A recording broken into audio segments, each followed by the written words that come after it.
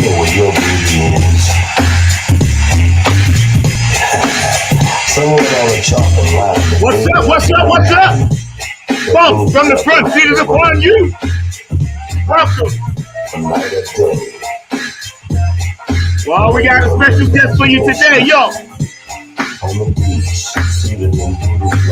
Welcome to Night on the Grind TV. You know how we roll. We got Shynn Digg in the house. By way of Massachusetts, Boston, y'all. New York City, where you at? Let's take a summer swim. Long Island, where you at? Bay Shore, Shaolin, Queens, Brooklyn, the Bronx, Manhattan.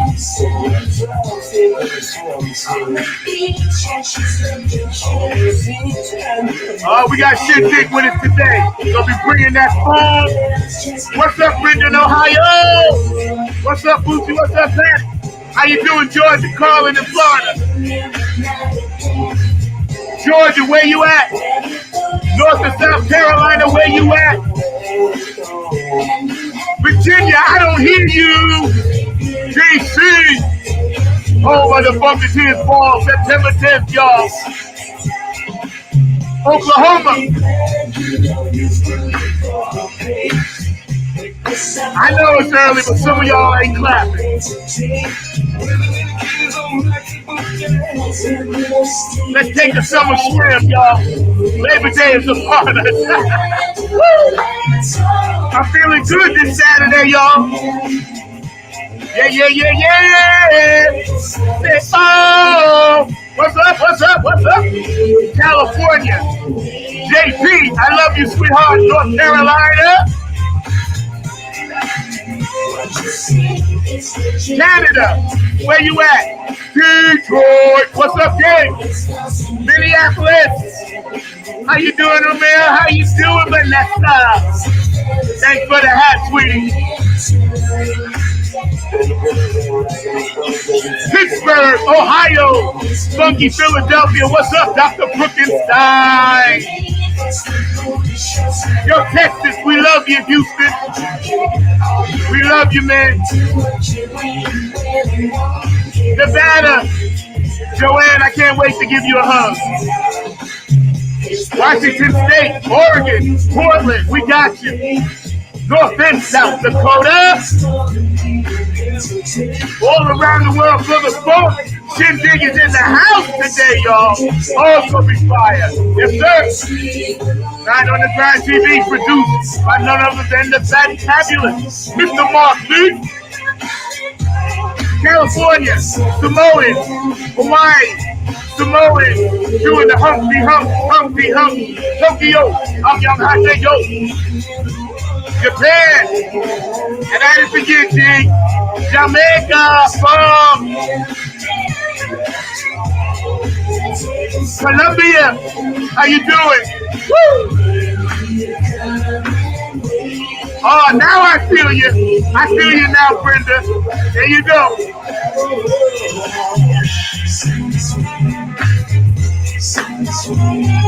Yes, sir. All around the world. For the phone. Over in Germany. Patty Soul, sister, I miss you. Isabella Becca in the house from Ireland. DJ Cocolino in Italy. I love you, bro. Love you, honey bun, over in Australia. Corbin, I love you. Egypt, Iraq, Iran. Shynn Digg is in the house, y'all. Produced by Mr. Mark Lee today, y'all. Set. Let's take a summer swim. Let's take it off. Everybody in the pool. Woo! Wade in the water with me. All around the world for the fun. Alaska, North and South Pole. Russia, knock it off. Ukraine, I got you. Yo, Haiti down there, we didn't forget you. We love you. Peace, love, and harmony on Bumps from the Front Seat. And shouts to my daughter Kayla, I love you. freshman over there, Appalachian State. Maya, you a freshman over there in Jordan High School. I love you, baby. Will you come and wade in the water with me? Shynn Digg is in the house. Oh yeah, I'm at the food today, y'all. I'm coming off no sleep. It's all good, baby. Woo. Welcome to another fantabulous show we got stored for you today. We got the main man, one of my longtime funk brothers from another mothership. Shynn Digg is going to be with us in a hot second. He just beamed in. I see he's in the studio. Thank you, Mr. Markley. Before we get started, man, I just want to give a couple of shout outs. Any birthdays or anniversaries, or unfortunately, if you had a transition, if you're feeling some kind of way, don't forget, we love you. We got you right here on the show. Peace, love, and harmony. We ain't forget about you. And for all the people around the world right now that's going through it, just know that it's for a reason. It's for a purpose. There's a spiritual purpose for everybody in the world. And everybody needs to understand we need each other. We love each other. And, we just keep it moving. That's why we do this show, because we want people to understand, hey, yo, this is about one thing. I learned that yesterday. Had a great time yesterday hanging out. But, it's about the one, the power of the one. Just one thing, man. So Digg, Deep, Shynn Digg, this amazing musician. Proud to say he's my brother. Artist, producer, writer, arranger, trendsetter, as well as one of the pioneers of the New York City music scene when it was popping at Wetlands, it was popping at GB's and everything else. This brother was doing it and continues to still do it. We got some of his music today we're going to get into and talk about the trends of music and hip hop. Right now, we're going to bring him in, Mr. Markley. My main man, Shynn Digg, is in the house. What's up? I am good, man. I'm so happy to be here and be with you and everyone, and just being involved in a space of music. Yo, brother, I'm hugging you up, man. Every time I see your face, I go instantly back to that night. I told you was leading with the face to the crowd. Yo, that's me and you, right? Dig is deep, bro. I was so happy because I booked, in advance. But when I saw, back in the rotation, I was like, oh, wow, that was quick. I'm so happy, man. But God bless you, man. How's your family and everybody doing? Everybody's good. Thank God. Thank heavens. They are good. That's good. My wife, my two kids, my mother-in-law, my dad, my sister, and, extended family, like my friends, everybody, everybody's doing well.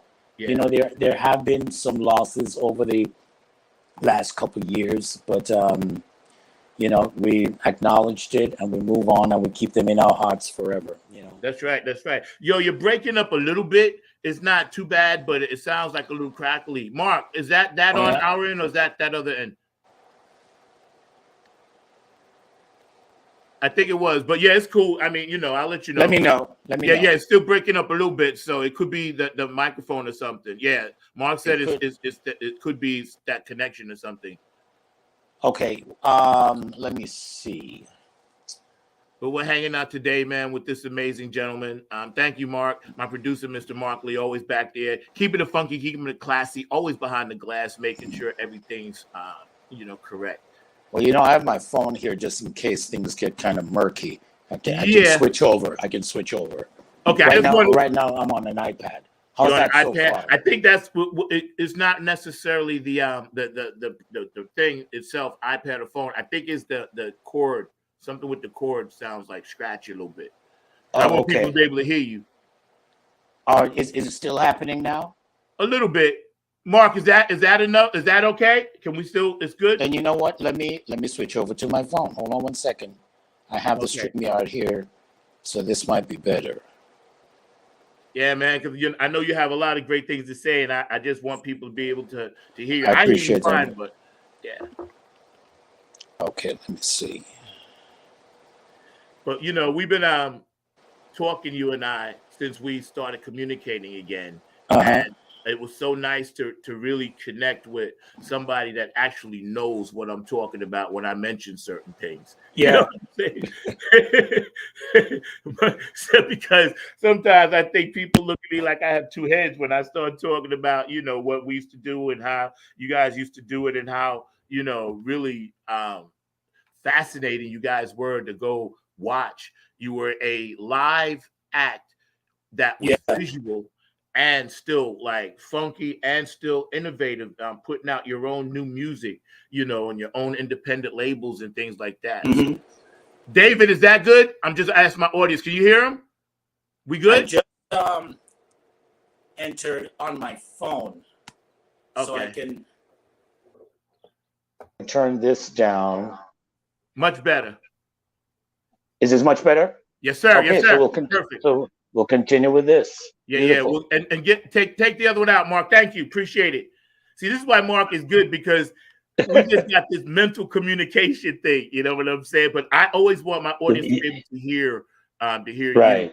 you. No, I And I appreciate it, think that's man. very important. So I'm going to kick you from the studio over there.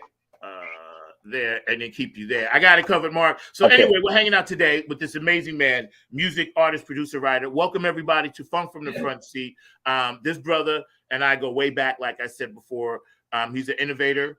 And Dig, tell him a little bit about how you got started in your background for those just tuning in. Let's see. Well, I always heard music since I was a kid. I was born in England. I heard all the British stars at that time: Beatles,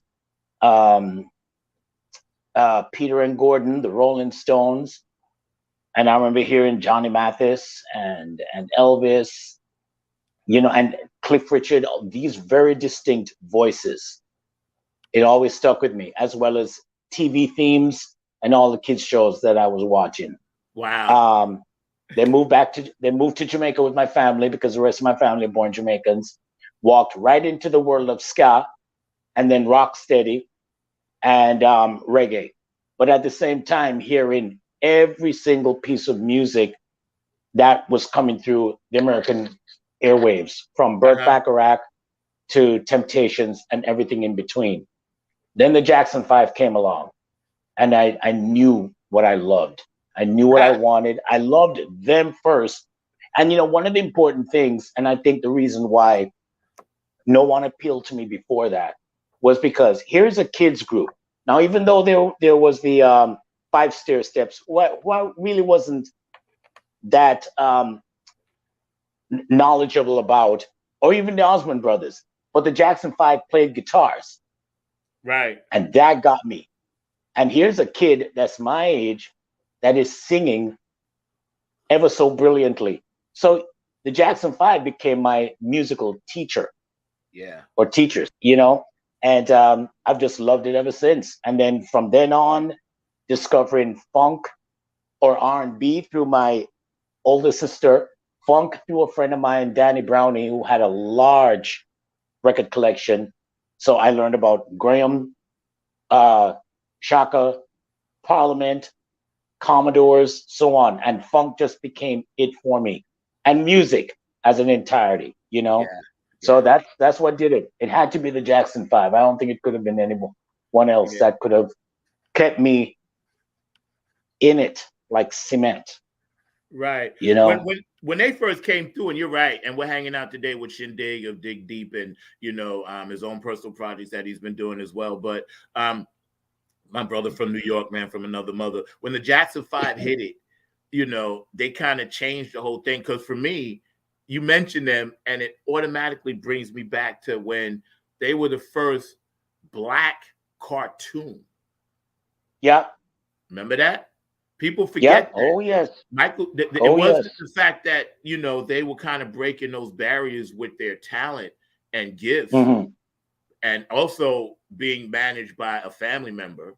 But when I saw the cartoon, it had equal, if not more success or equal success than they did, because you could turn on Soul Train and watch, them on Soul Train, and then you turn on another channel and they got a cartoon, And I was like, Yep. this is, even as a kid, you know, I was like, wow, that's they really made it.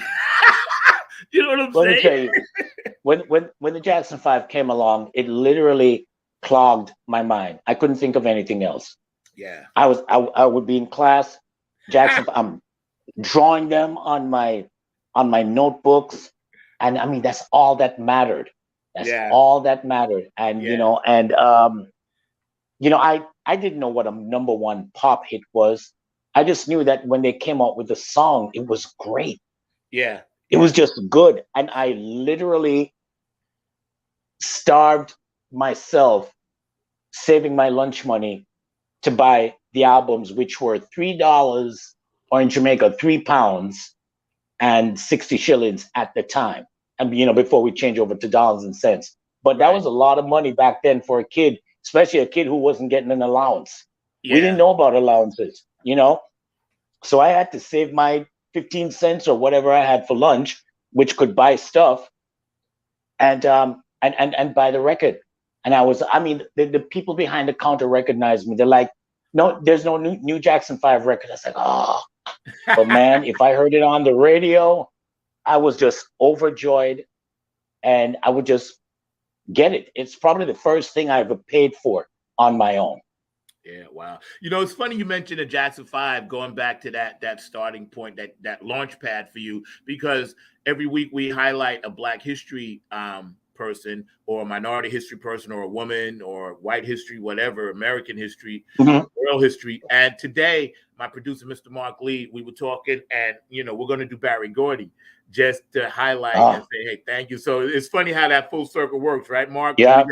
We pulled them out of a hat. So I'm glad the funk gods are with us.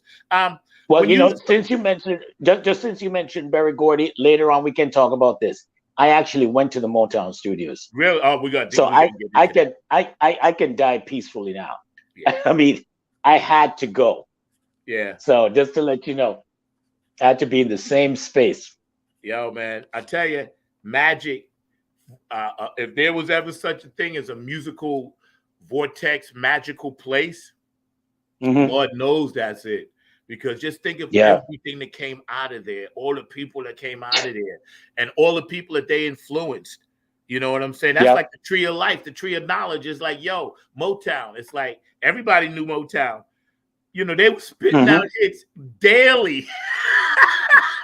You know what I'm saying? Yeah. Spitting out hits every damn day. It's like, bang, the Supremes, Temptations, Four Tops, this one, that one, Martha Reeves, and, just like, man, oh, man, oh, man, oh, man. And then when the Jackson 5, of course, came through, they definitely helped expand it to that youthful market, that you mentioned. Yes, but absolutely. I wanted to ask you mentioned Burt Bacharach, one of the best arrangers, obviously, doing his stuff with Dionne Warwick and everything. I used to listen to that stuff too, just for the arrangement.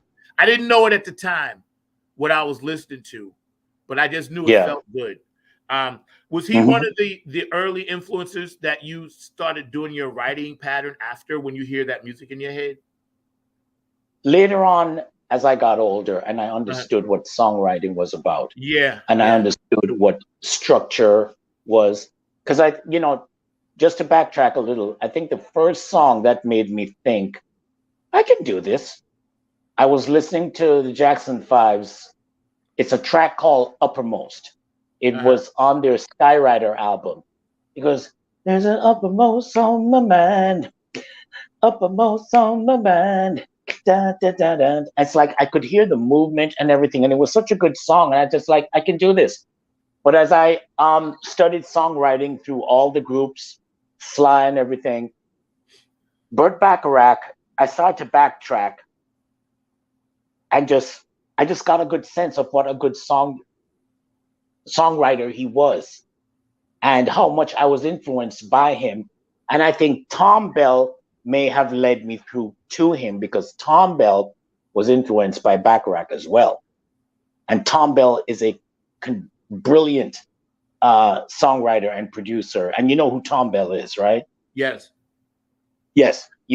So that sound of the 70s had a lot to do with Burt's music. His use of the trumpet, The Yes. the melody, the fact that you just could not deny the melodies, you know. Yeah. And I wanted to say something that, in addition to Burt Bacharach, his writing partner Hal David was probably one of the most prominent lyricists that ever lived. But he doesn't get the spotlight very much like Burt, because Burt's the good-looking one.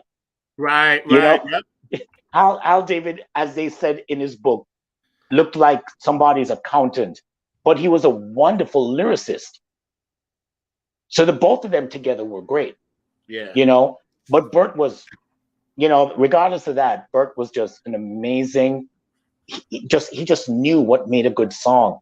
Yeah, And he a did. lot of times when I heard, let's say, somebody like Freddie Scott singing, "Are you lonely for me, baby?" You know, I don't know why I always loved that song, or certain songs I heard. Come to look in the credits, that Burt wrote it.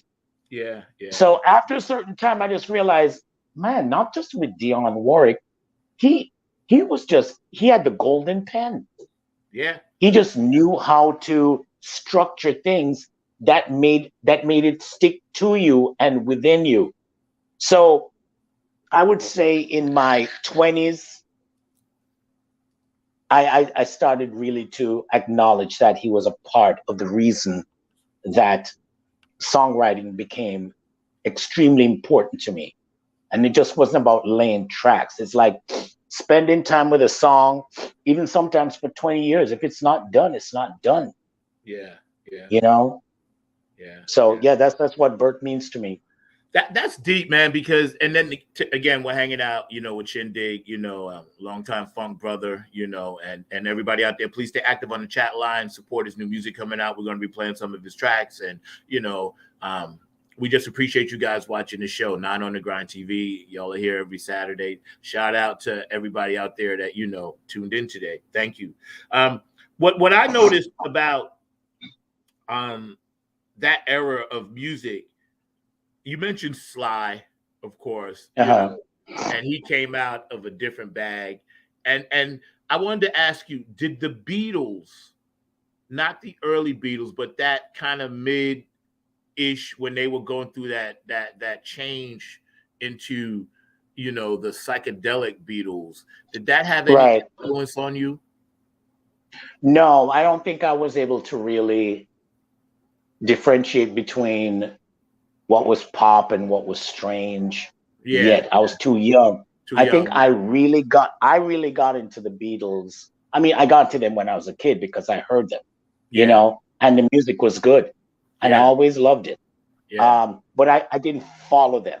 I mean, I remember when, you know, Come Together was played on the radio. I remember when Obla Di, Obla Da. To me, it wasn't a strange song. It was a joyous song. Yeah. You know, I was singing it as a kid, you know, and you do your little kid dance in the backseat of the car and everything. But I think as I became a searcher of what I wanted, something deeper in music, then I started listening to the Beatles, the White Album, Revolver, and everything. And plus, I started hanging with people who felt the same way I did about music. And, you know, not just the pop level, about what musicians were doing, you know? So I went back and I remember reading the making of Sgt. Pepper's. And it was a great read and quite a journey, you know?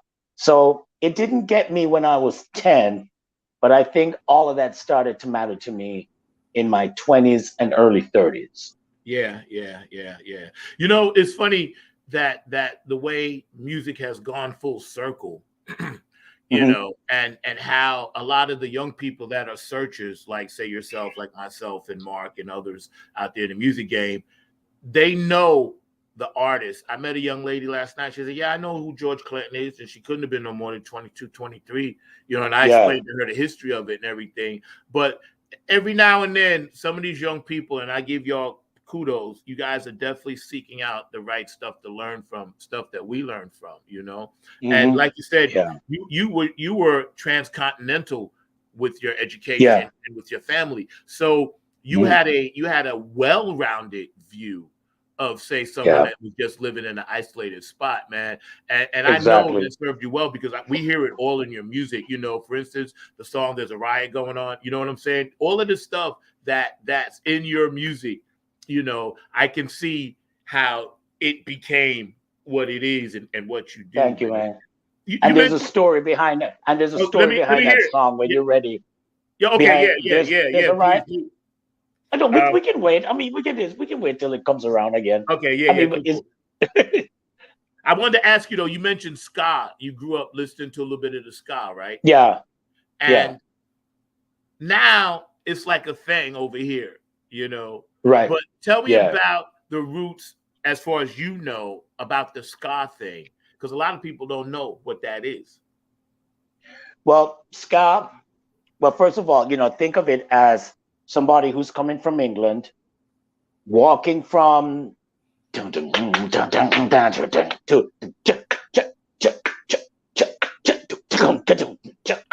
you know, and you just kind of walk into it, and it's just a part of your life, you Right. know. It's a much faster. It's probably the fastest music we've had tempo wise for so many years, and Yeah. then things started to slow down after. So it's Yeah. quite an upbeat. I can't remember exactly where ska started from, but it grew in the early '60s, Yes. probably especially after we gained independence. Yes. So it had a very celebratory kind of beat, you know, Right. ch- Right. ch- ch- and the upstrokes were played by the horns, a lot of big horns, trombone, trumpet, and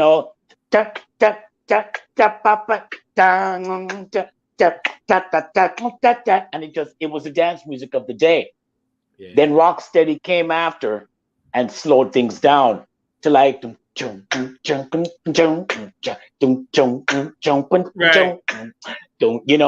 and on top of the music, the artists were influenced by R&B artists, Curtis Mayfield and so forth. So we had vocal groups singing these lovely songs from back then.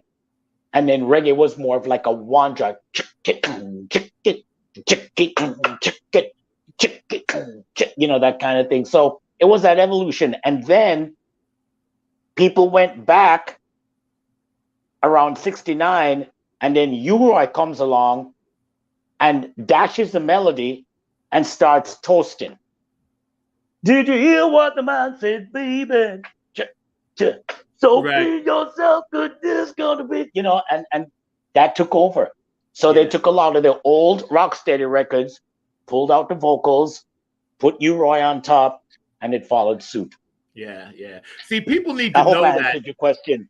Yeah, yes, it did. See, because we always like Uh, to educate people here, including myself. mm, Mark and I yeah, strive for that, and we always ask our guests. We pick your brains because you guys know, and it's original, and you guys are telling the authentic stories, not the hand me downs, because you guys lived it. You know, the guests that come on the show, we love you guys so much because a lot of people, they don't really know what that is, what you just explained, and you explained it so eloquently. So thank you for that, because the transformation of music from your home country, and then by the time it gets to America, of course, things are going to change a little bit with record companies and how they exactly. see it. So they try to Yeah, box it. Like the first time I heard "I Shot the Sheriff," I didn't hear yeah, Bob Marley's version. I heard Eric Clapton's version. Now, nothing against Eric same thing. Clapton. I know, but me too. I heard it. And That's the I'm way I like, heard it. and then an older black guy said, hold up. He was back then they was hipping us, right? They said, no, hold up. This ain't the end of be all. Listen to Bob Marley. I was like, who's Bob Marley? And he said, bro, he Right. said, this is the guy, right? So then I listened to his Yeah, version, and I'm like, oh, okay. This is coming from a whole yeah, different place. It's not to sell records. yeah, Bob Marley was coming from love. You know, Eric yeah, Clapton's thing, absolutely. and again, nothing against Eric Clapton, amazing guitar player, Hall of Famer, but, Hmm. they commercialized it. And I hated that. Yeah. At the time, I Hmm. didn't know what I was feeling, but tell me your thoughts on that, man, because I hated that. Well, when I heard, all right, here's the thing. Even although I was listening to music when I was a kid, I didn't put my ear up to the speaker. I wasn't even sure I loved music, but I retained it. Yeah. So everything I heard, every single thing I heard, I retained. It was like in a Rolodex. Yeah. Sam and Dave, Otis Redding. It just did, you know. Never heard Jimi Hendrix. We didn't have Jimi Hendrix. Right. But we had Dylan, we had the Stones, and some of the people of that kind of, you know. So, you know, in Jamaica, because the history is different or the society was different, again, our thing at the time was more of a class thing. It wasn't racial. Yes. You know, when I was growing up, someone of Chinese descent was beside me, somebody of Indian descent, white kid, whatever. We all went to school, but here's a commonality. We all spoke the same way. We all spoke patois. So I was never socialized to differentiate in that way. Right. So saying all of that to say that when I heard Clapton, I didn't think it was a white guy singing it. I just thought it was a good song, and that there's a Bob Marley version afterwards. Yeah. But in Jamaica, that's what got played on the radio. I don't remember hearing Bob Marley's version probably until after Eric got played, because we had two radio stations, JBC, which had the TV station, and RJR, which was totally radio. Right. They played, I think, and I'm, you know, if anybody knows different, correct me, but I think RJR really pushed a lot more of pop, soul, R&B, Dusty Springfield, you know, Torn Between Two Lovers, Debbie Boone kind of stuff. You know, even ABBA. JBC stuck a little bit. JBC was a balance and took a little bit more interest in Jamaican music of the needs of the people, or the class below middle class. Yeah. Right? Yeah. So RJR, I'm sure, and probably JBC as well, pushed Eric Clapton, you know, but it was just, I mean, even when I heard the Osmonds, I thought it was the Jackson 5, but I didn't think I was being fooled, or that, you know, I didn't know the politics of race and why these things were being done, you know? So it was just another group. I'm thinking like, was it, girl, I tell you been hurt by that look on your face? I thought that was Jermaine. Yeah, exactly. But, One bad apple. Yeah, right. But I was, I learned a lot of things. I subscribed to Right On magazine and 16 Spec magazines. And the only reason why I bought 16 Spec, because they spotlighted the Jackson 5. Mm-hmm. I didn't know they were doing it to pull black kids in, because the Jackson 5 were undeniable. They were just fan magazines. So a lot of these things I found out about the Cowsills, Bobby Sherman, Engelbert Humperdinck, you know, these were teen magazines, and I enjoyed reading them. But that's where I got my stuff from. But nothing made me think that there was some kind of racial aspect to everything. So when I heard Eric Clapton, it was like, good song. Yeah. And we were always singing it, you know. So that was it. You know, that's deep. And it just goes to show the contrast. We're hanging out today with Shynn Digg. Thank you, Mr. Markley. We get ready to take a quick break in a minute, get to Keith Jackson. And then on the other side, we're going to have Shynn Digg some of his music, and we're going to talk a little bit about that. But, you know, in America, and I'm just going to say this really quick, because I think people need to hear this. In America, as black musicians growing up, and young, you know, artists and young, you know, consumers of music, besides American Bandstand, this is way before Soul Train. There was a show called Soul, but it was on Channel 13. Yes. And that's where all the artists used to come on. You know, everybody, Lou Rawls, The Fire, Parliament, Funkadelic, and all of that. But I learned a lot from watching TV, like Hee Haw. And that's where I realized, like, you know, all those shows, I was like, well, how come there's always only just one black guy?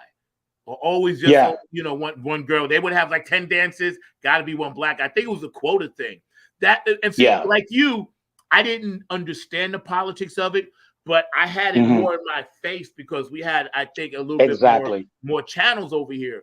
And I was like, damn, you know, everybody is just one black guy. And that's why I learned my country music from Hee Haw. Yeah. And I loved it. Roy Clark, you know, Jerry Reed and those guys, Yeah. you know, Johnny Cash, you know, and I was Yeah. like, okay, I'm gonna put the how I feel aside because this music is great. So like you, Mhm. I understand what you're saying because it was always about the music, you know. Right. I was just always curious about why there was, and I used to ask my father, how come it's not balanced?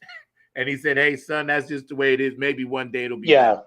You know. So he was right. I'll give you one little thing. Uh-huh. I had to be in the US to really learn all that other stuff. Yeah. And see it firsthand for me. And I can't say I experienced a lot of things blatantly, but I saw it. And sometimes it took me, if it doesn't happen to you personally, it takes you 10 to 20 years to get it. Yeah. You know? Yeah. I remember all the sitcoms. We got a lot of sitcoms and shows in Jamaica. It never occurred to me that why is there always one black person in a sitcom or whatever, unless it was the Jeffersons or, you know, or Good Times. So, but as much as I didn't consciously think of that, I remember when Hill Street Blues came on. It debuted when I just come to the States. And I remember seeing, and I liked it. I knew it was different. But when I saw two black stars in the cast, like up front, Michael Warren, I think, and Terrain Black. Yes. I remember thinking to myself, oh, wait a minute. They're two black people in the cast, like being acknowledged, not in the closing credits, up front. I knew it was different, but not enough to make me go, oh my God. You know, it was just like, you knew there was a shift. Yes, there was. That's right. Transition. You know, right. That's right. It definitely was a shift. And, you know, even although that was TV, those same kind of changes would happen in other fields, in the arts. Yes, that's right. And then you kind of get a sense. You knew when, if you're paying attention or if you're aware, you know when something's different, you know? So it was subtle things like that that made me just kind of just do a double take and say, oh, okay. You know what I mean? And I had to be in the US to learn all the other things I learned. And especially when I came to New York, I really learned about the way people treat each other and the way black people were particularly treated in New York. It was I had a better sense of it than I did in Florida, because Florida is so spread out, you know, and you're driving around, you're not walking amongst the people. But in New York, because you're walking amongst everybody, you're almost a witness to any and everything.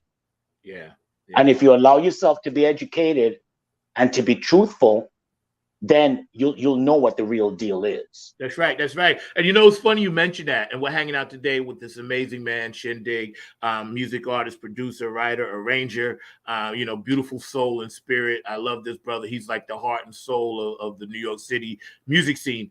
And, you know, watching Julia and the Bill Cosby show, like you said, when that shit was changing. And I used to ask my father, how come all the black people, we used to go to Memorial Day parade and all the black churches was always at the end.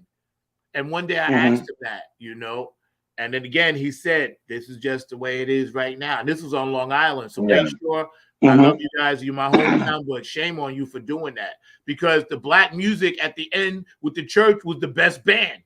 You know what I'm saying? They would be doing it like a gospel thing, coming down by the, you know, where the Brentwood Road, where the parade was. And like you said, as you get older, you realize the consciousness that we and the responsibility that we have as artists. Bob Dylan said this. He said, as an artist, I have a responsibility to always seek out what's going on and try. I believe that. And right. Me too, man. Heart and soul, I believe it, man. I agree. Yep.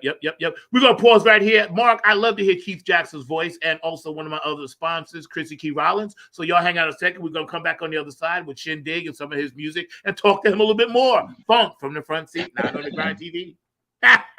Nice. Hey, this is Keith Jackson with P-Funk Radio, inviting you to check out my brother Zach Robinson with Funk from the Front Seat. Saturdays, 12 noon on the East Coast, and 9 a.m. on the West Coast. It all happens on 9 on the Grind TV and also on YouTube. Great guests, great conversation each and every Saturday. That's Funk from the Front Seat with Zach Robinson on 9 on the Grind TV and YouTube. Check him out.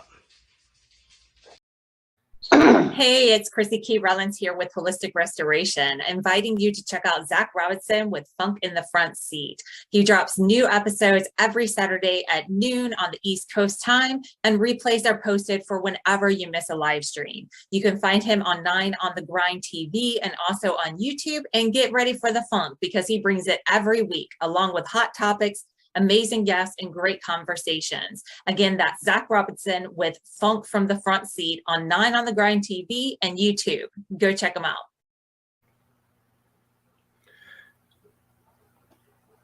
And everybody out there that's watching should know that everything we talk about on this show, we do have you in mind. It is about peace, love, and harmony, and we want to make sure that everybody knows that.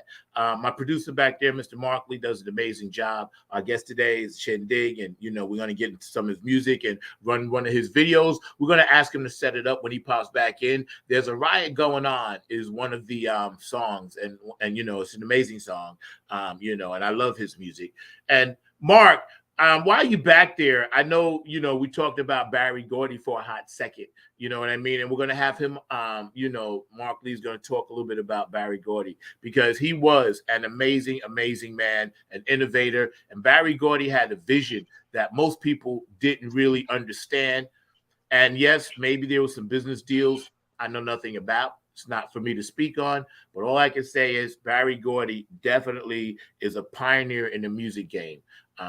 As well as some of the other Black entrepreneurs that have been putting money into the music game, and we take nothing away from them. We're back again with, Shynn Digg. Now, before we run this track, Digg, there's a riot going on. Set that up for us. So tell us a little bit about that. Oh, yes. Let me tell you. So, let me go back a little. I remember when I heard If You Want Me to Stay, loved it, couldn't wait to get the album. When I finally did buy it, I expected everything to sound like that. Right. So there was something off about it. It wasn't bad. It was just like, oh, okay. And when a track pushes you up like this, it was too. It was above my head.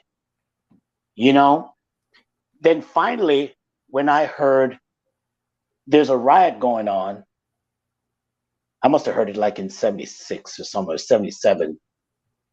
I think I had the reaction that everybody probably had at the time who were fans of Sly and used to hearing Stand and all this euphoric, uplifting music. And I was like, what is this? I knew Family Affair, but anyway, it went on. After I appreciated Sly, somewhere around the late 80s or early 90s, I'm going through things. I'm going through things with my band. I'm going through things with girls, spiritually. I need something. The album became my soundtrack. Right. And I listen to it every day. I'm walking in the East Village, and it became so instrumental because what the album showed me was that you just can't settle for something that's surface. Yeah. You need to really find the gunk in the funk. That place where the curb meets the street, and all that water and cigarettes and grime run down, that kind of funk. You know what I mean? And that's what, and I had to find my own. Now, being such a fan of the album, and I mean, it's like, no matter how many times I've listened to it, Zach, which is probably 1 trillion times, whatever that is, I always feel like I'm hearing something new. Yeah. It never gets old. Anyway, because for a lot of people who don't know this, the original record has, I don't know, 11 or 12 tracks on it. But one of those tracks is a silent track. The title, There's a Riot Going On, is not a song, but it is listed on the list of songs at 0 seconds. 0 minutes, 0 seconds. I never knew that. It is. Yeah, it's a silent track on there. It may have been the first silent track ever. Wow. And Sly's reason, which I came to find out years after that, his reason was that the reason why it's listed like that, because there shouldn't be any riots. Yeah. You know? 0. What am I going to say? But in my mind, because I was like, oh God, living Sly and the Family Stone music, I always wondered, had they recorded a song, what would it have sounded like? You know? So over time, I had to fill that void for myself. So I wanted to write something that I thought they would have done. If Sly did it, this is the way he would have done it. So I took kind of like the arrangement or the template of Thank You for Letting Me Be Myself and put it in that kind of, arranged it kind of like that. You know, so there are a lot of similarities between that and the song There's a Riot Going On, or between Thank You for Letting Me Be Myself and or Talk, you know, Thank You for Talking to Me, Africa. And I needed to fill that void. Yeah. So that's why it exists. So it's a cover song of a song that doesn't exist. Yeah. Wow. See, I never knew that about the Zeros. And we're getting ready to run that, but also real quick, we're going to also run Don't Give Up. So tell us a little bit about that one before we run those 2 tracks. Don't You Give Up. Too. I love it. Thank you. It's really about just not succumbing. You know, I think I've always been secretly telling myself, it was a way of pushing myself forward. Yeah. Because naturally, I mean, and we can go into a long thing about this, but I just wasn't the type of kid to fight for things for whatever reason. Right. You know, if things became too difficult for me, I would just back off or just get frustrated. Yeah. You know, I'm that guy. If the computer isn't working and I go back there and I can't get it, I just go watch TV. Right. You know what I mean? I'm not a natural troubleshooter, but right. In life in general, I just realize how important it is to just keep at something. Yes. And I've seen it through the civil rights movement. I've seen it through my friends. I've seen it historically, how people achieve things, and that you just have to keep on keeping on, you know? And I don't think it was pointed at, I can't remember it being pointed at anyone in particular. I just thought it was just, I had to have the mindset to be able to identify with writing something like that. Yeah. If I give up on things, I have no business writing a song like that, because I have nothing to pass on, not even to myself.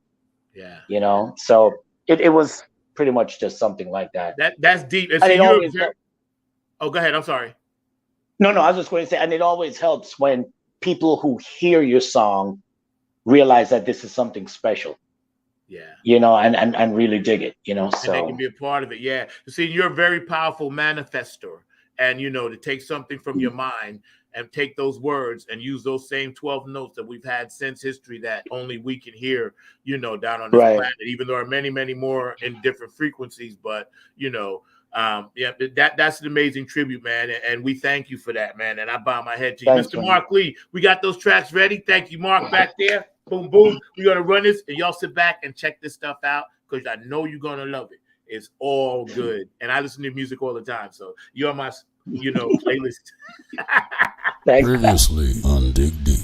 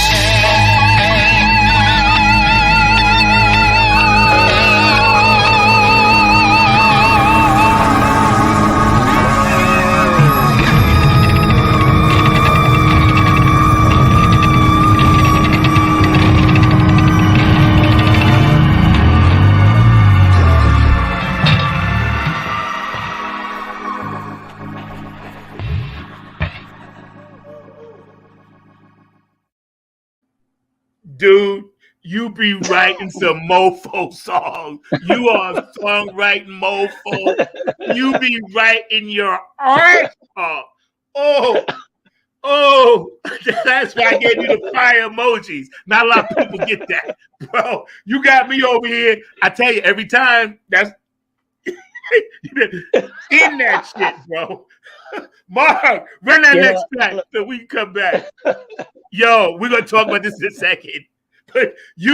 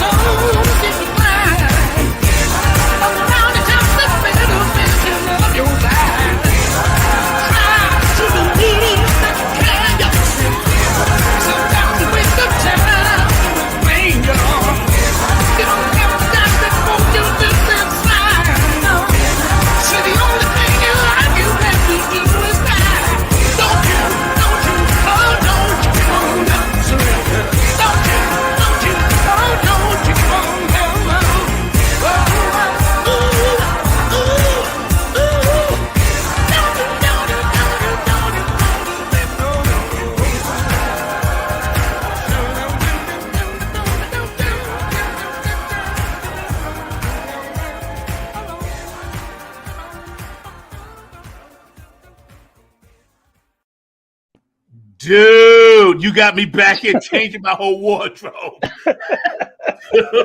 Let me tell you, kudos to all those out there watching. And Mark, we're gonna run this show again at 6 o'clock. We got to do a rerun on this time, bro.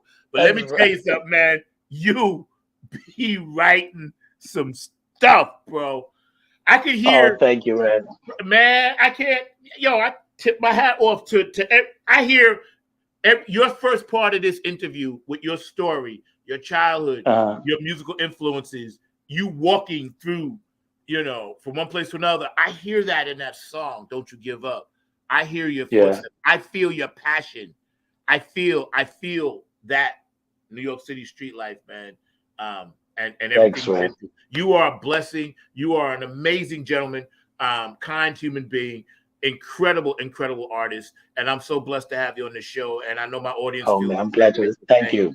Man, let me tell you, man, you be writing some stuff, bro. So tell me, I'm speechless. Can I tell you that dig deep thing, that sideways bass playing thing got me twisted for the rest of my life, bro. But let me ask you, yes. Tell us a little bit about some of those band members that you worked with, and name, some of those beautiful people and spirits that helped you. Oh, yes, I wanted to. Well, there's a rad going on for that session. Shynn Digg on drums, Storm, an amazing female vocalist. She's on lead vocals, on vocals as well. Jerome Jordan, Michael Barnes, this young gentleman by the name of Ethan White, who unfortunately passed away about 5 years ago. Yeah, he played keyboards. And another friend of mine, Tara Reynolds, who in her own right is a legend. She's a violinist, guitarist, and writes some of the best songs. Let me put it this way. I'm going to go out on a limb and say here, Tara, if she, let's say, for instance, she got the ideal exposure, Tracy Chapman, India RE, and Joan Armatrading would shiver. She is an amazing songwriter.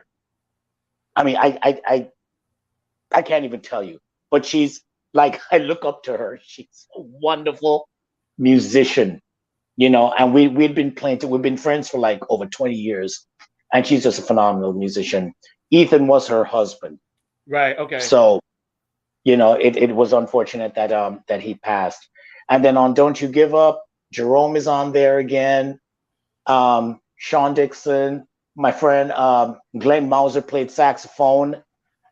This young lady by the name of Julia Laporte, she played strings. And who else?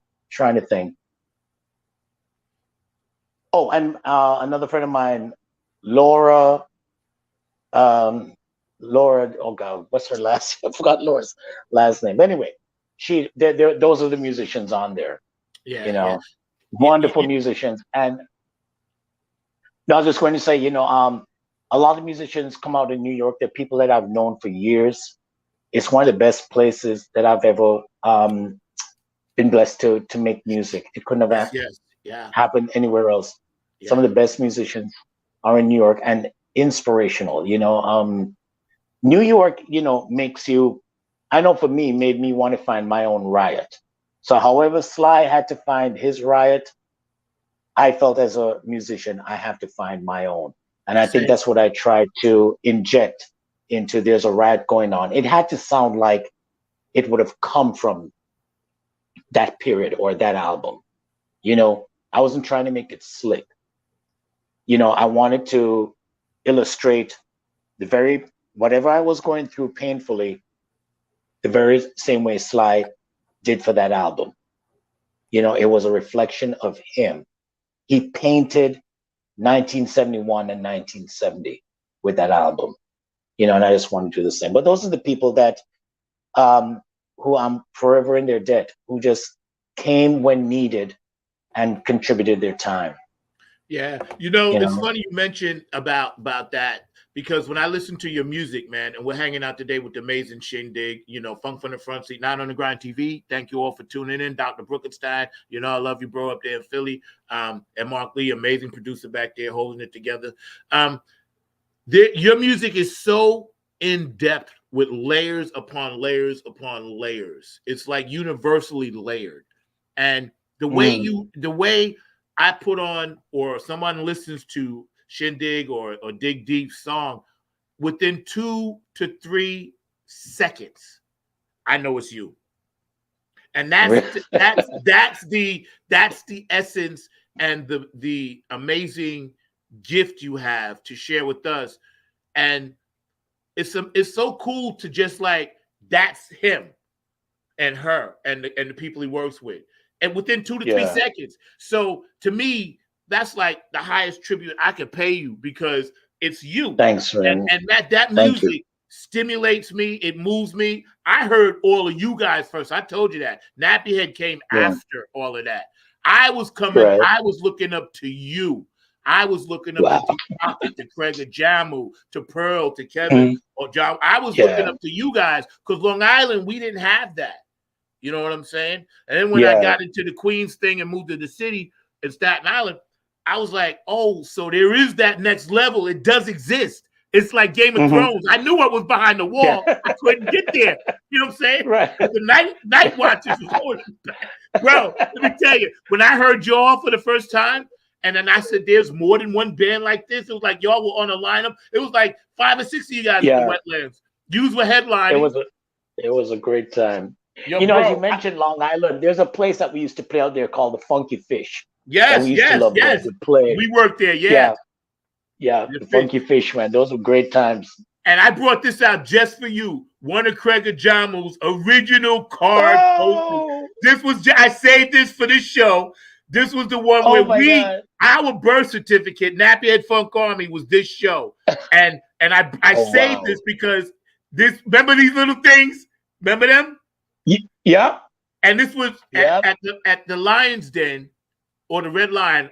Dr. Brooks will know, but I think it was the Lion's Den or the Red Lion. Yeah. That was our birth certificate, Nappy Head Funk Army. But I wanted to tell you, we wouldn't have that birth certificate if it wasn't for you.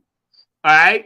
Oh, we started our thing because of you guys. And I wanted to say that and surprise you with that. I've had that since 1998, bro. All right? Wow.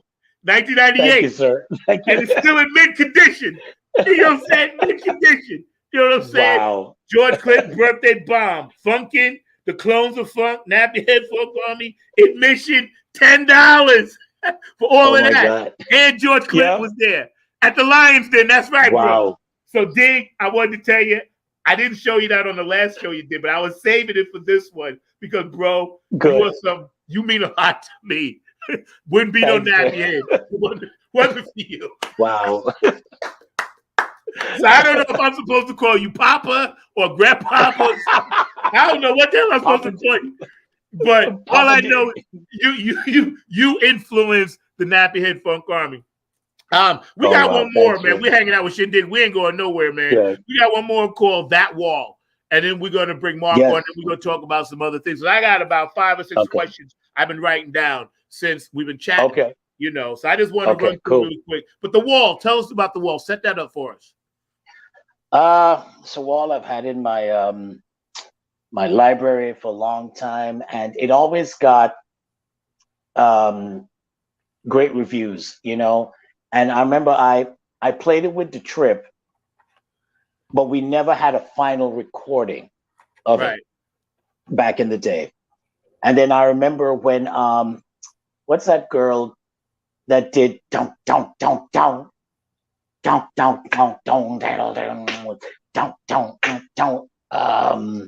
God, I can't remember the name of the song. But anyway, it came out, it was popular, and I said, that sounds like my song.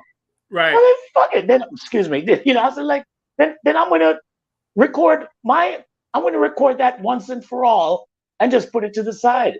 So that was it, you know. And there was I think at the time, I think that when I wrote that song, it was during a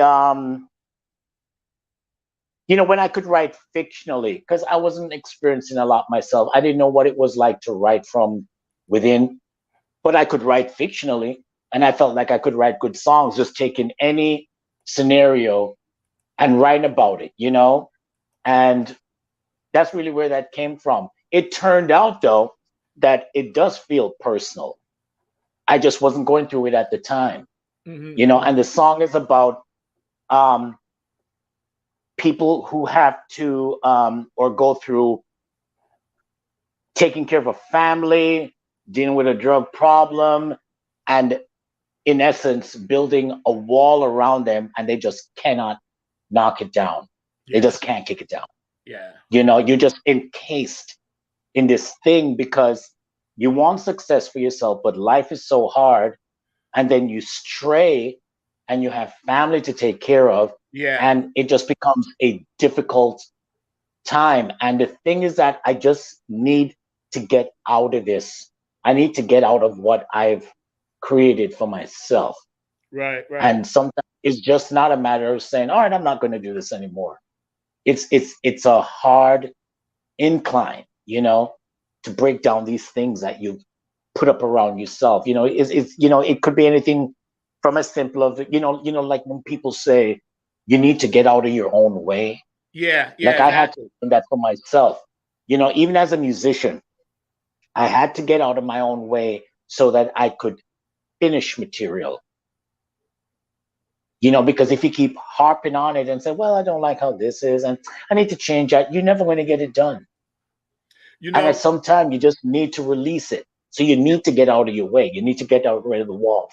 That's why I always dug you, because while you're doing, the process you just mentioned, you always had that spiritual side. The few times I got a chance to rap with you back then, you had that spiritual side, and you were able to see with your third eye, which is something I tapped into. Just being around you guys, I said, wow, there's a tribe of people just like me that understand that music is a more than just the notes on the paper or, the bass line that you're playing. There's a certain amount of spirit and soul that goes into every little word or every little thing that you write or something, the young lady may sing or somebody may blow.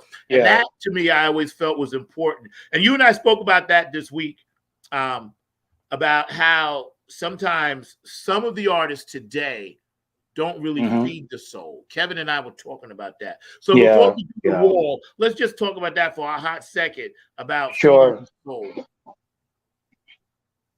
Well, sometimes I know there are people that have come to me and said, you're making your music you're putting it first. You need to put God first. And that used to bother me. But eventually I realized that God was in my life to begin with when I was a kid. Even if I didn't understand what it was, I knew there was something other than myself. I just couldn't explain what it was. And at times it made me a little afraid, but I knew I wasn't alone, or I knew it just wasn't about me. But I had to go through a whole lot to really believe in my soul and not to be convinced by even the preacher on the pulpit who claims to know the Bible word for word. That's fine. I had to go through a lot of pain and serious, probably a couple dark places to know that the soul is important. And if it's not there, I don't know how it affects everybody else, but I know it makes me feel empty, and it makes me feel like I have no purpose. What is the sense of living? So whatever it is, I always thought to myself that no matter how bad things may get with me, because in New York, the possibilities are great for that. It's great for a lot of success, but it's great for a lot of just like to be on, the skid row of life. And I said, no matter what, I will protect my soul at all costs. I will never give. Amen. Yeah, I will never barter my soul. Never. Yeah. So I've always held on to my soul.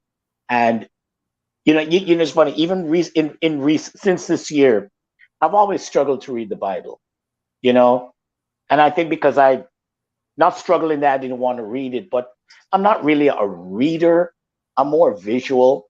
Yeah. But I've read the Bible over the years. I even did a thing with my church in New York where we spent a year reading the Bible from cover to cover.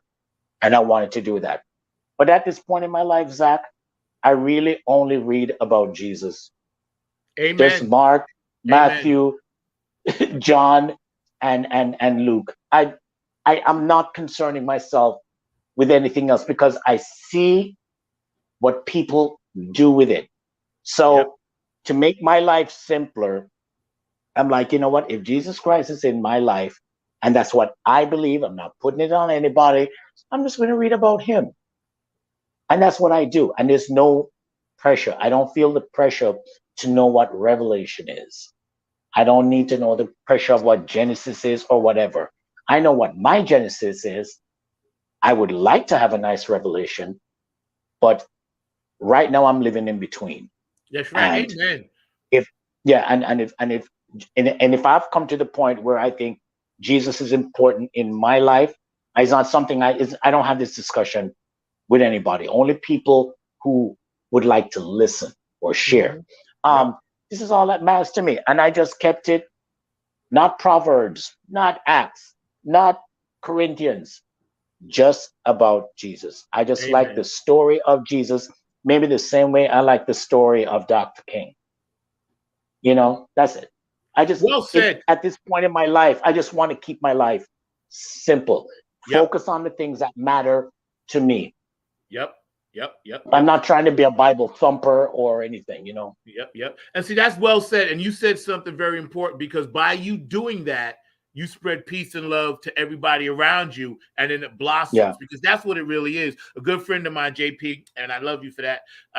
You know, in North Carolina, we talk often about this very subject. Just be in the moment, be happy. You know, my dad was a minister, but I never was really a Bible. I had to learn the whole thing, but a lot of stuff, I applied it to some stuff when I did my spiritual purpose CD, Revolution, but also I also applied the street to it. So again, I just took like you the mixture, and I think we're better off doing that, because sometimes I think religions divide us, and that's a whole nother subject for another day. I think they do. But getting back to the wall, speaking of division, Mark, you run that for us, man. We're hanging out with Shynn Digg today, having a great time.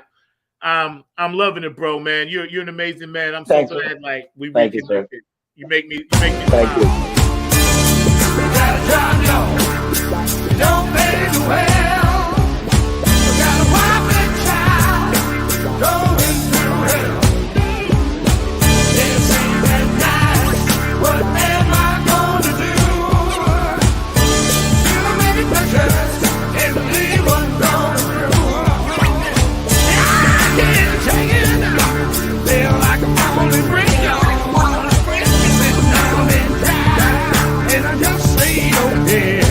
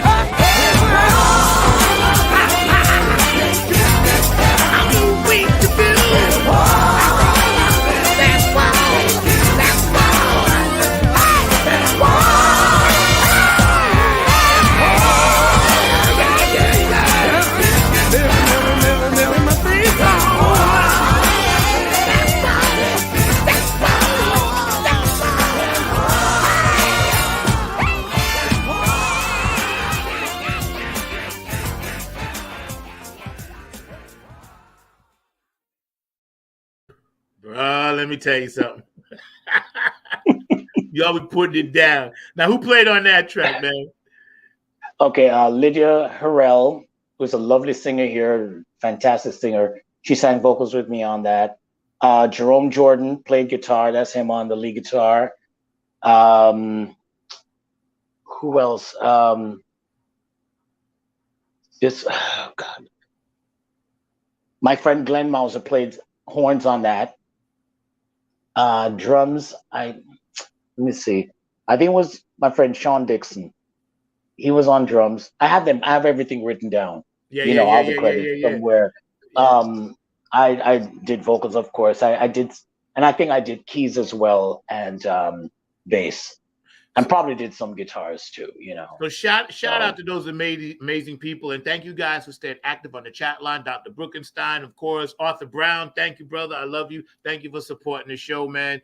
We're watching as you guys tune in, and we'll get to all the comments. But I appreciate you guys watching. Thank you for the thumbs up, Arthur, and I hope you're enjoying Shynn Digg and his music and this interview, and Dr. Bruckenstein for all you do. Hey, this funk is for you, bro. But I wrote something down when you said before the gunk in the funk. I wrote that down. Yeah. I'm gonna start working on that song. You got to get on it with me. Right? Okay. There's gunk in the funk, bro. I didn't forget that.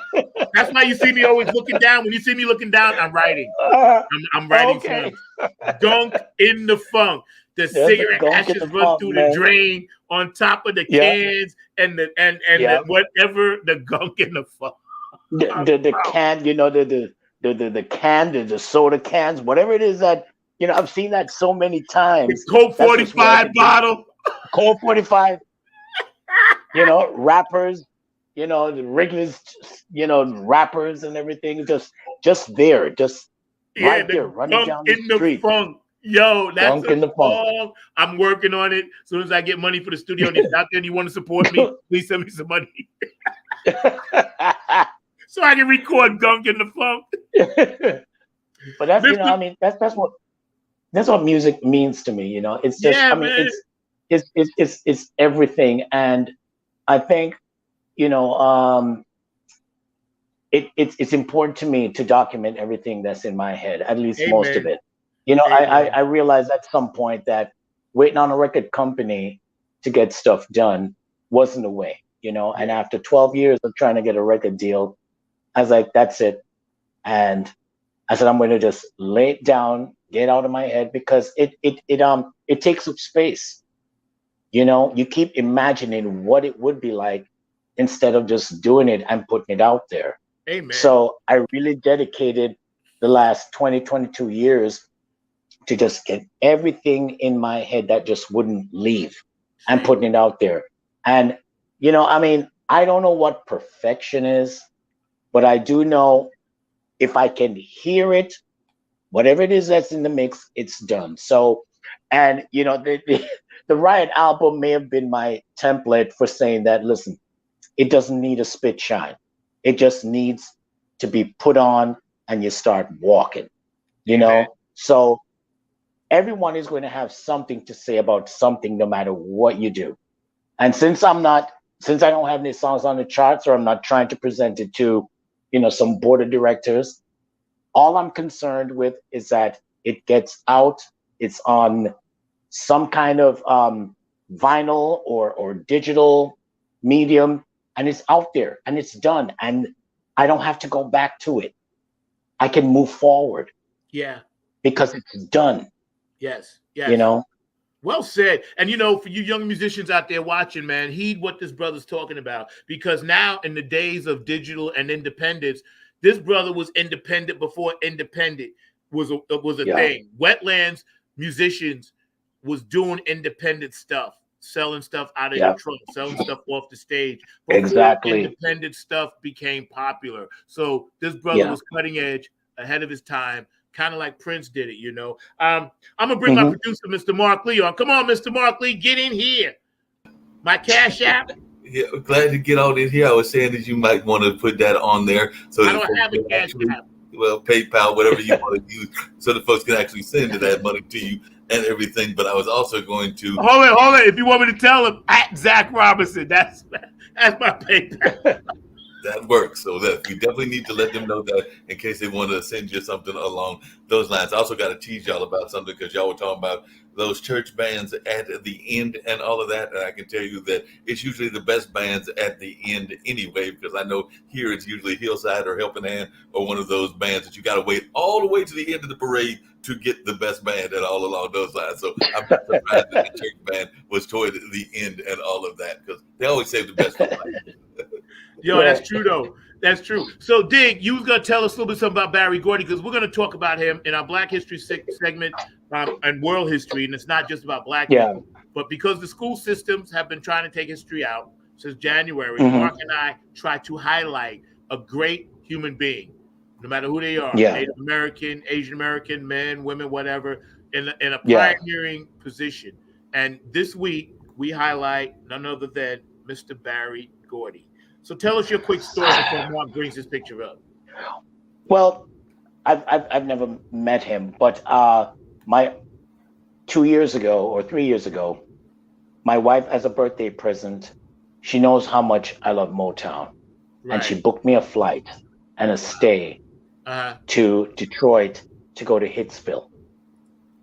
Let me tell you, the magic of walking into that studio knowing David Ruffin stood here, or Martha Vandellas was a secretary here, and just being in the room, in the space, and trying to imagine what was going on at that time.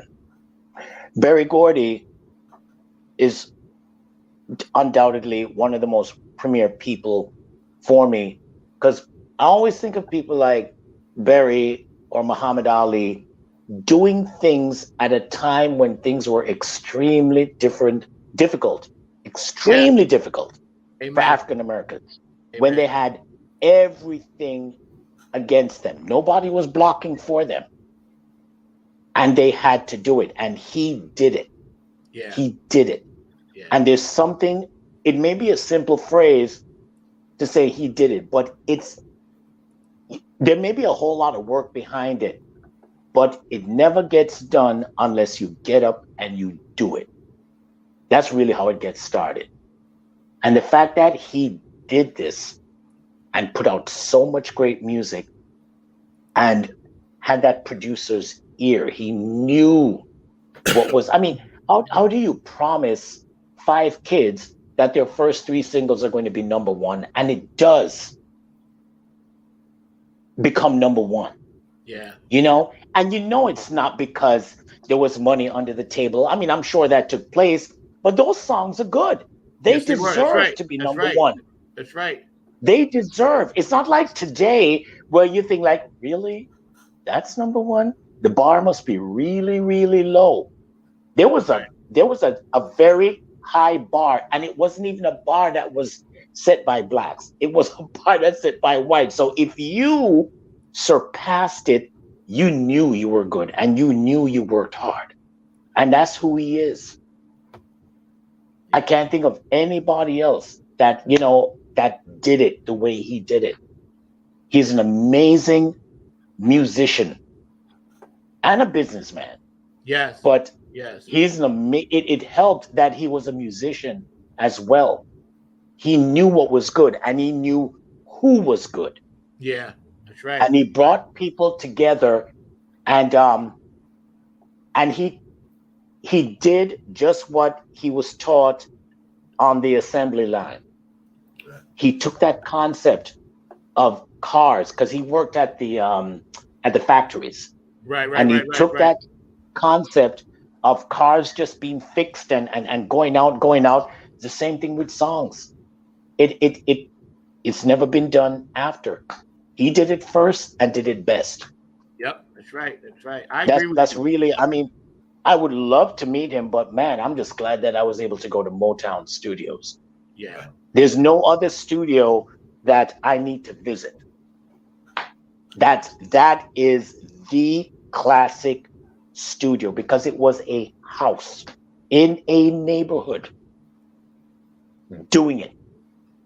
Not in the city, in the neighborhood. And everybody loved it, and nobody bothered them.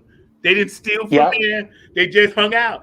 And like you said, and Mark, you can elaborate on this. Yeah, Most of those like groups coming through at the time were a bunch of kids. Mark, your thoughts? Yeah. No, definitely Barry Gordy was a true legend, and I mean is a true legend because he's still living and all of that. So Barry Gordy is a true legend, an amazing legend. He's retired now and is well into his 90s and all of that. You know, it's very interesting, Zach, that sometimes we pick people and we pick them toward the you know, sometimes they're picked weeks in advance, sometimes they're picked closer toward the time of the show and everything. And we picked Barry Gordy. And as I was doing some of the research, I realized that on a Thursday, the first female artist that he ever signed actually had passed away. So I actually want to give a shout out to Mabel John. So Mabel John was the first female artist that was ever signed by Barry Gordy, and she died on a Thursday at the age of 91. So she was actually an age contemporary of Barry as well.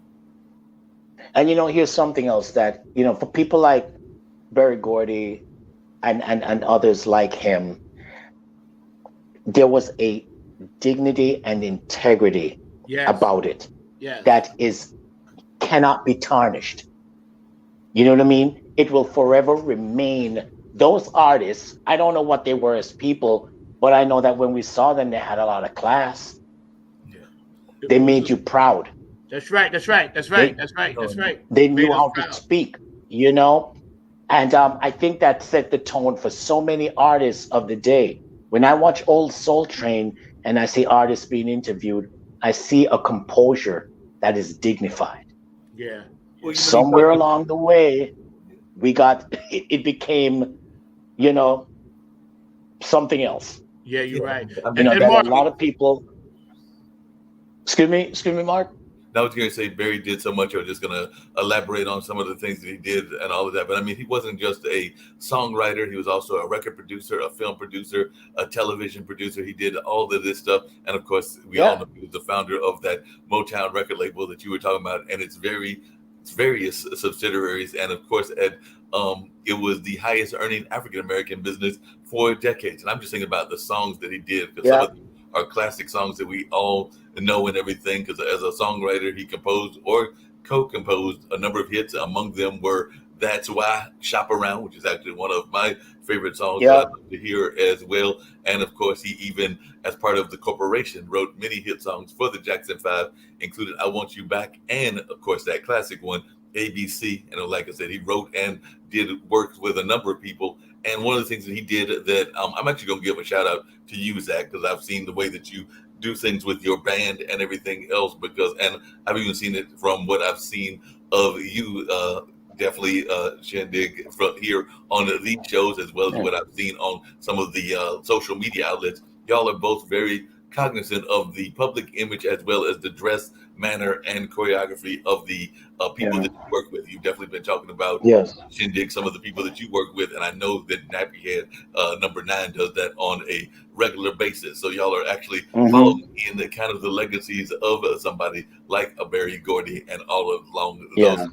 And you know, he's got all these different awards. I do want to mention a couple of them. He was inducted into the Rock and Roll Hall of Fame way back in 1988. He was awarded the National Medal of Arts by President Barack Obama in 2016, and the Kennedy Center honors in 2021. And in 2022, he was inducted into the Black Music and Entertainment Walk of Fame. I will forgive him, and I have to do a little bit of teasing, and I do have a question for you before we get off Shynn Digg and everything. I do have to forgive him and everything, because he also did give us, as a child of his and everything, Rockwell. So we did get Rockwell from him as well. At least but let me jump in there real quick. Let me jump in there real quick, right? We can't sit and you know, obviously we giving Barry Gordy the praise, but I can't let this go by without mentioning the Funk Brothers. All right. There's a documentary out there called Standing in the Shadows of Motown. I urge everybody to watch it, musician, non-musician, because it actually shows the people that Barry Gordy hired to make this music. They will call the Funk Brothers, and they don't get enough credit, but they played on more #1 hits than the Beatles, the Stones, Elvis, and anybody else you could think of combined. So we have to attach the Funk Brothers to Barry Gordy, him being the head, you know, and having the vision, but his vision was carried out by himself and those very, very, very talented musicians that came. And I love the winning fact that that bass. and I love the fact that he brought a sense of family Yes. to it. Yes. You Yes. know, Motown, I mean, if you're attached to Motown in any way, shape, or form, man, you're attached to one of the most phenomenal things in history. Yeah. It's history. It was not an easy task. And sometimes a lot of those artists, Thank you, if Mark. they had gone anywhere else, or even, let's say, for instance, the Jackson 5 had been signed by, let's say, at Atlantic, they would not. We wouldn't have been hearing about the Jackson 5 to this day. You needed people who looked like them, who focused on them, who believed in them, and took them to great heights. And that's exactly what happened. No other record company in the world would have done what Berry had done for those kids. That's right. And like you said, Mark and Shynn Digg, and we're honoring Barry Gordy today, it was in tumultuous times he did this. Burning all around him. They didn't burn his studio down, but there was riots going on in Detroit, New York, Baltimore, Atlanta, Florida, LA, Chicago.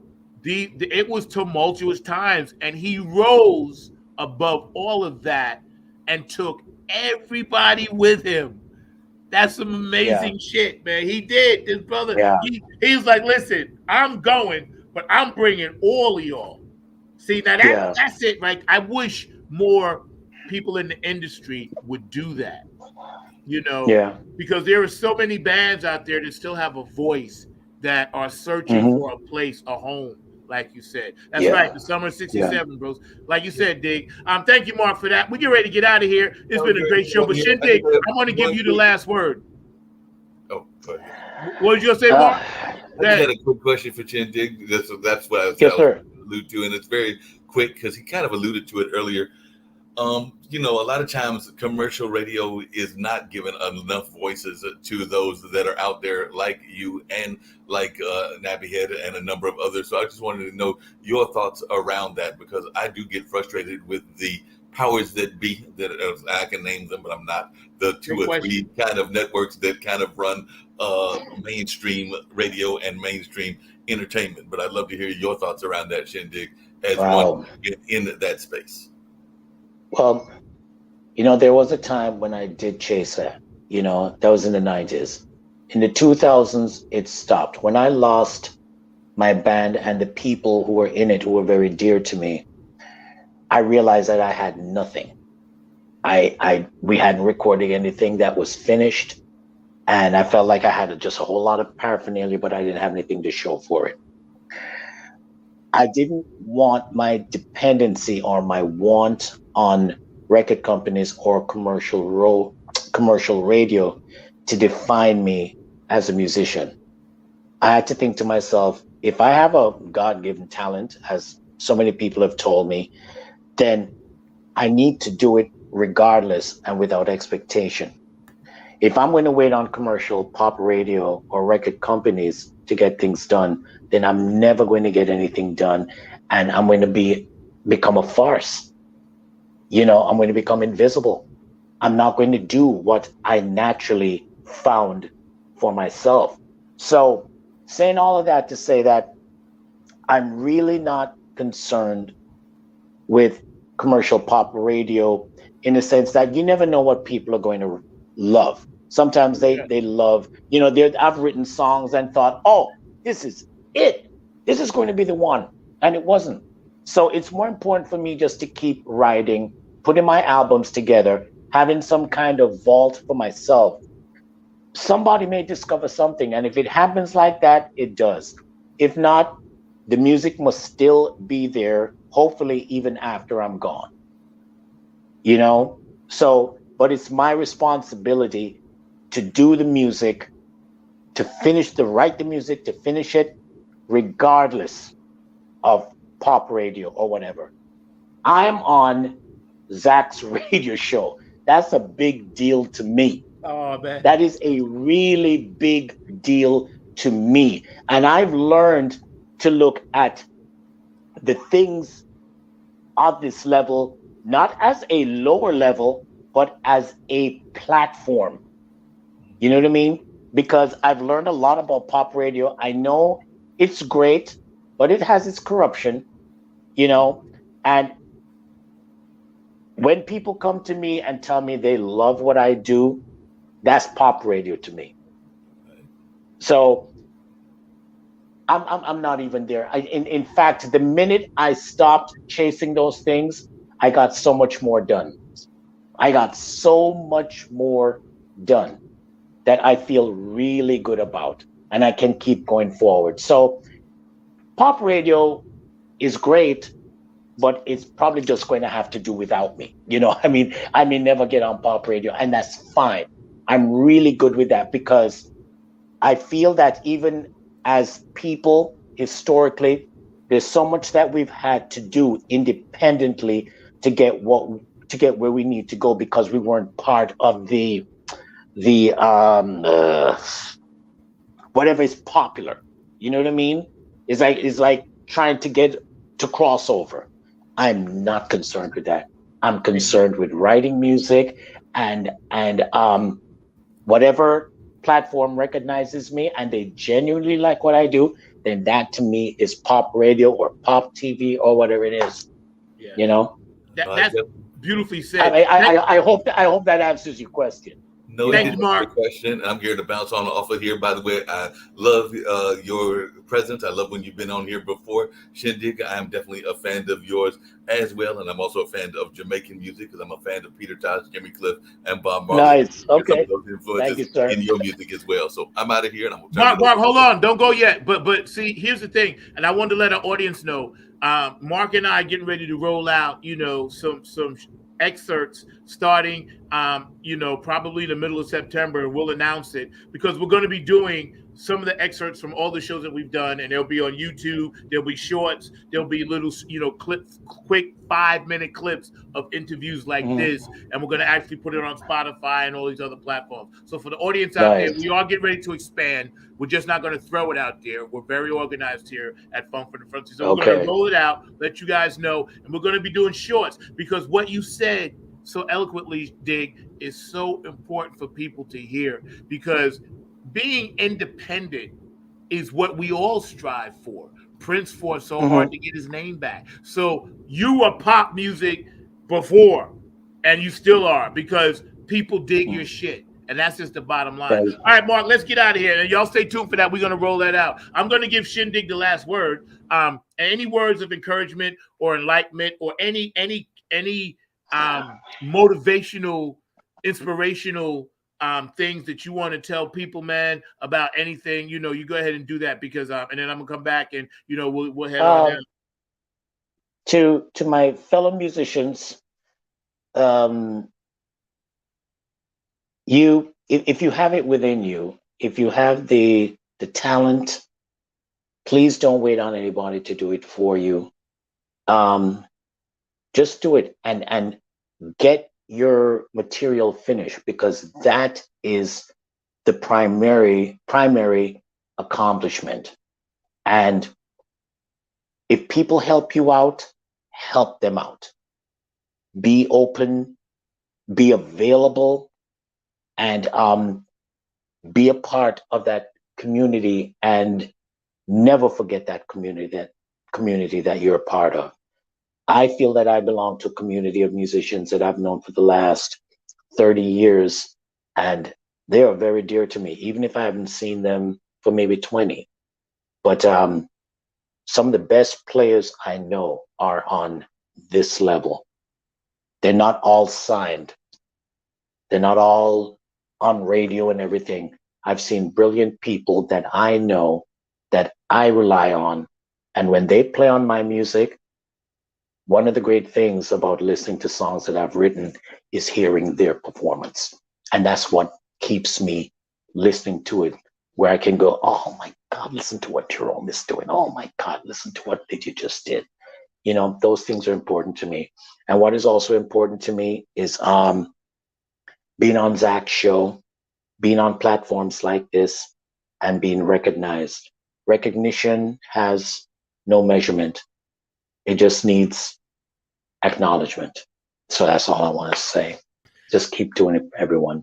Bro, you a regular on this show now. You'll be back all the time. Every couple of months, we're going to bring you back. I know you got some new Thanks, stuff man. coming out too. And believe me, I'm going to get to work on that song. You know what I'm saying? Because there's gunk in the funk. Y'all been hanging out on Funk from the Front Seat. Thank you to my producer, Mr. Markley. Thank you to everybody that tuned in. We're going to rerun this show. It'll be running again tonight at 6 o'clock. And then at 12 o'clock, we started doing that as well for our funky folk overseas. We get ready to get out of here. We appreciate everybody.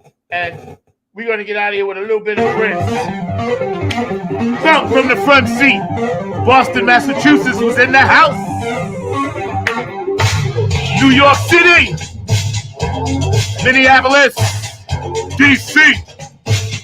Philadelphia. Georgia. New Jersey. You heard? Make sure where you at.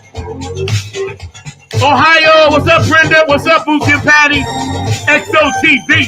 And don't forget, September 10th, the Funky Tears Ball, Bethesda, Maryland. So y'all come down and check that out. We had a great time today. I am lifted. Shynn Digg was in the house. His brother, I love him. Florida, North Carolina, JP, I love you. South Carolina, Virginia, love you, my family. Got a hump in my back.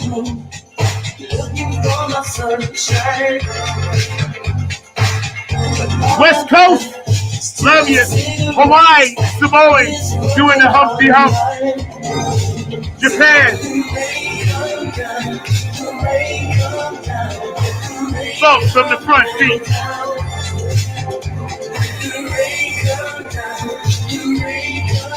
Canada, Switzerland, Ireland, what's up, Elizabeth? Italy, DJ Copolio. I love you, Carmen, in Australia. Love you, Daddy. Germany, Switzerland, shout out.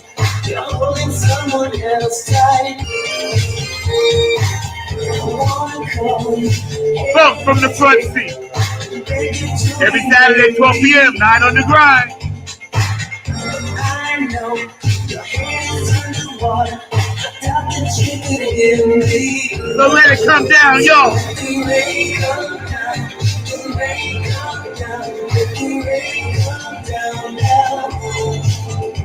Africa. Dubai. South America. Puerto Rico, ¿cómo está?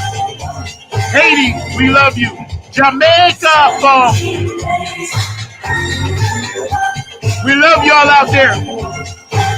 Nothing but a party. Do something good today for yourself. Love yourself today.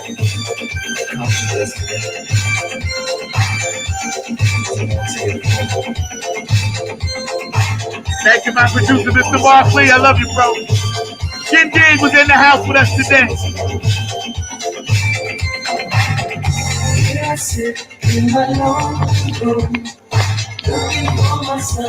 Minneapolis, where you at?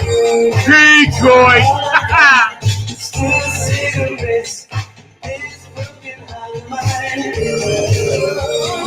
Rain come down.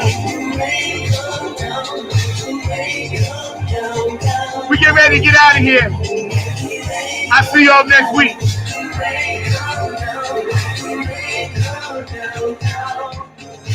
And don't forget, love yourself. Don't be hard on yourself. Yeah. You all are beautiful out there. You're all beautiful spirits. And we love you and we need you. So please stay in contact with us, all right? I'll see y'all next week. Yo, Mark, let's get out of here. Love you, Dig. Peace, bro. Thank you. Thank you for everything. Thank you, my brother, man. It's been a great ride. And I'll see y'all next week. Peace.